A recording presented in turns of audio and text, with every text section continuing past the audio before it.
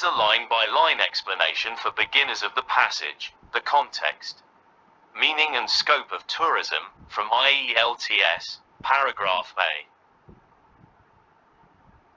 Line 1. Travel has existed since the beginning of time. When primitive man set out, often traversing great distances in search of game, which provided the food and clothing necessary for his survival. Explanation. People have been traveling since ancient times. Early humans traveled far to find animals, game, for food and clothes. Line 2. Throughout the course of history, people have traveled for purposes of trade, religious conviction, economic gain, war, migration and other equally compelling motivations. Explanation. In history, people traveled for many reasons: business, trade, religion, money, war, moving to new places, migration, and other strong reasons. Line 3. In the Roman era, wealthy aristocrats and high government officials also traveled for pleasure. Explanation. In ancient Rome, rich and powerful people sometimes traveled just to enjoy themselves. Line 4. Seaside resorts located at Pompeii and Herculaneum afforded citizens the opportunity to escape to their vacation villas in order to avoid the summer heat of Rome. Explanation. People went to beach towns like Pompeii to relax in holiday homes and get away from Rome's hot summer weather. Line 5. Travel, except during the Dark Ages, has continued to grow and, throughout recorded history,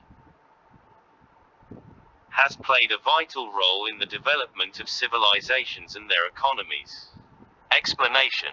Except during the Dark Ages, a time of slow progress, travel kept increasing and helped countries grow and develop. Paragraph B. Line 1.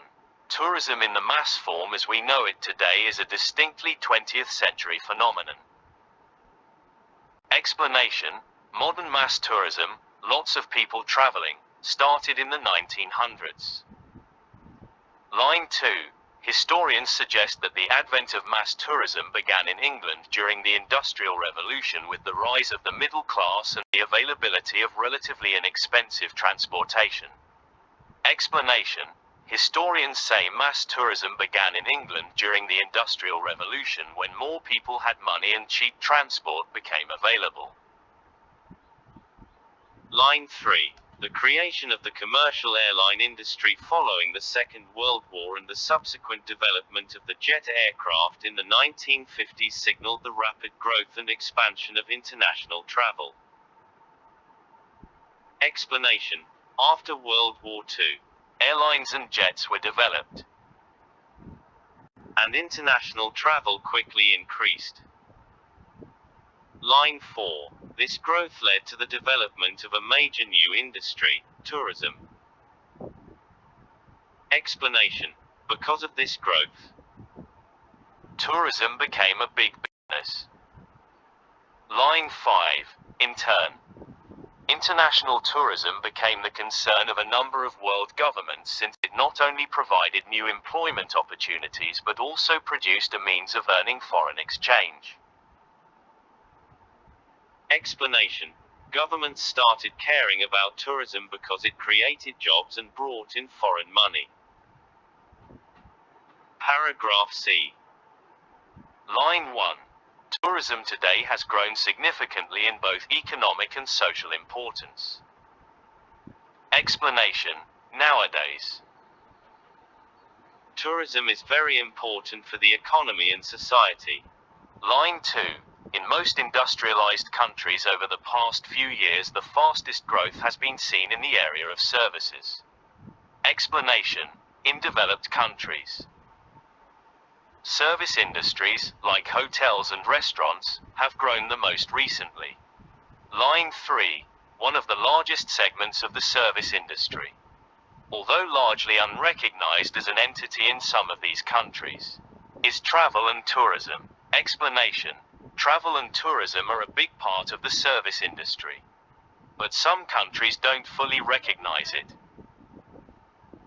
Line 4. According to the World Travel and Tourism Council, 1992. Travel and tourism is the largest industry in the world on virtually any economic measure, including value-added capital investment, employment and tax contributions. Explanation. In 1992, the World Travel and Tourism Council said tourism was the world's biggest industry, based on money, jobs, and taxes. Line 5. In 1992, the industry's gross output was estimated to be $3.5 trillion, over 12% of all consumer spending. Explanation. In 1992, tourism made $3.5 trillion, which was over 12% of what people spent. Line 6. The travel and tourism industry is the world's largest employer, the almost 130 million jobs, or almost 7% of all employees. Explanation. Tourism gave jobs to about 130 million people, or 7% of all workers in the world. Line 7. This industry is the world's leading industrial contributor, producing over 6% of the world's national product and accounting for capital investment in excess of $422 billion direct, indirect and personal taxes each year. Explanation. Tourism added over 6% to the world's income and got more than $422 billion each year in taxes and investments. Line 8. Thus, tourism has a profound impact both on the world economy and because of the educative effect of travel and the effects on employment, on society itself. Explanation.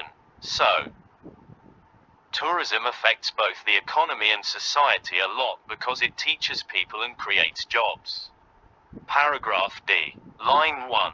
However, the major problems of the travel and tourism industry that have hidden or obscured its economic impact are the diversity and fragmentation of the industry itself.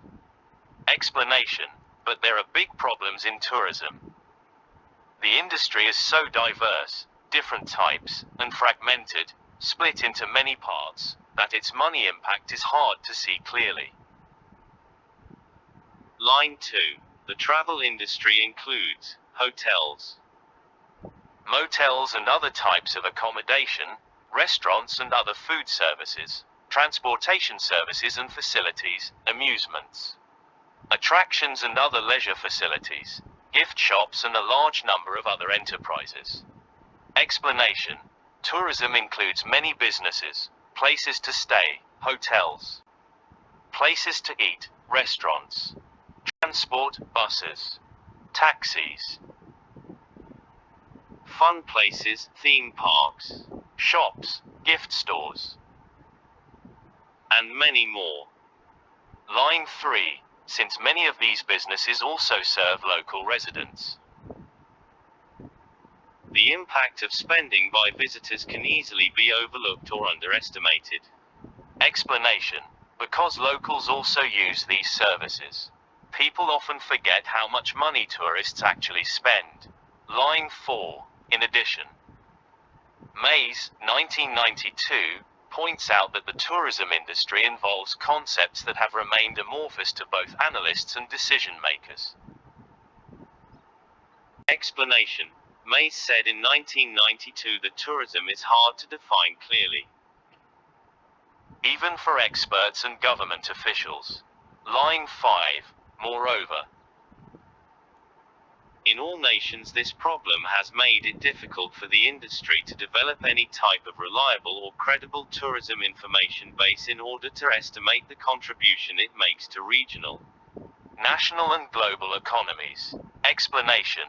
Because of these problems, it's hard to collect trustworthy data about how much tourism helps local, national, and world economies.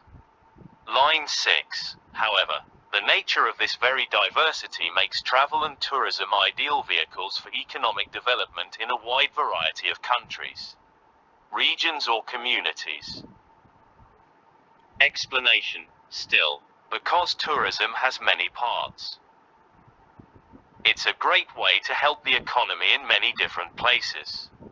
Paragraph E. Line 1. Once the exclusive province of the wealthy, travel and tourism have become an institutionalized way of life for most of the population. Explanation. In the past, only rich people could travel, but now, travel is a normal part of life for most people. Line 2. In fact, McIntosh and Goldner, 1990, suggest that tourism has become the largest commodity in international trade for many nations and for a significant number of other countries. It ranks second or third. Explanation. McIntosh and Goldner said tourism is the biggest product sold internationally by many countries. For others, it's the second or third biggest. Line 3. For example, tourism is the major source of income in Bermuda, Greece, Italy, Spain, Switzerland and most Caribbean countries. Explanation. In places like Bermuda, Greece, Italy, etc.,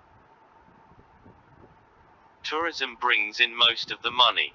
Line 4. In addition, Hawkins and Ritchie, quoting from data published by the American Express Company, suggest that the travel and tourism industry is the #1 ranked employer in the Bahamas, Brazil, Canada, France, the former West Germany, Hong Kong, Italy, Jamaica, Japan, Singapore, the United Kingdom and the United States.